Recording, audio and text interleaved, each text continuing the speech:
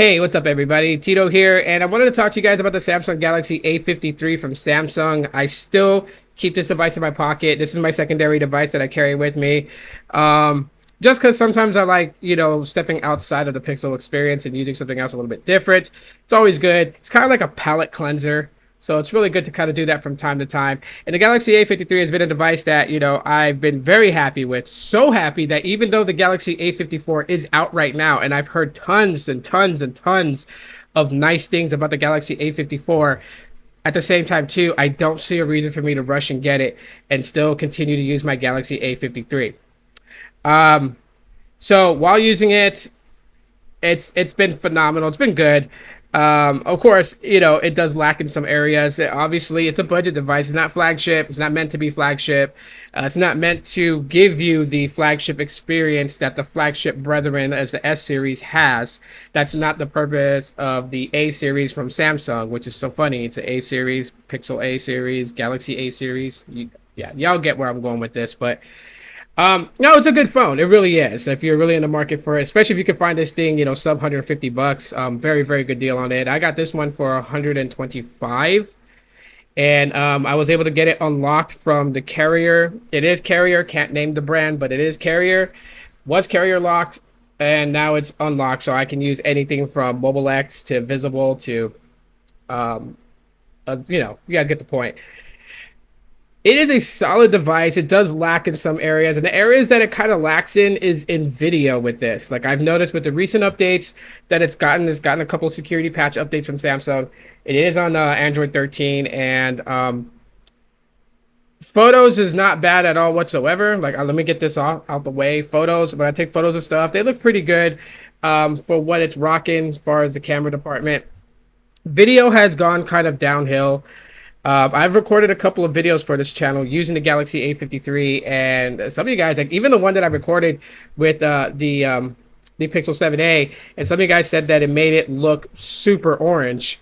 And this was a phone that recorded that video, and it was like, I should have played with the settings to try to get it true toned and just kind of like ironed out. But anyways, besides the video, it would probably be like one of the downsides. The other downsides is that it does kind of get a little bit, jank, a little bit laggy, jittery, and that could be frustrating at times.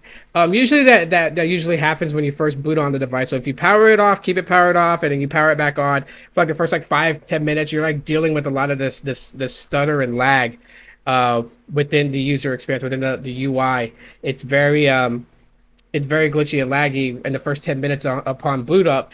After that, it kind of like irons itself out, and it's pretty much smooth throughout the rest of the time, especially when you use a micro SD card. This does support a micro SD card, so that's pretty dope. And you can actually move apps over to the SD card. So if you want to kind of alleviate some of the space and everything like that, it's totally fine. It also has the ability to take some of the internal storage and make it virtual RAM.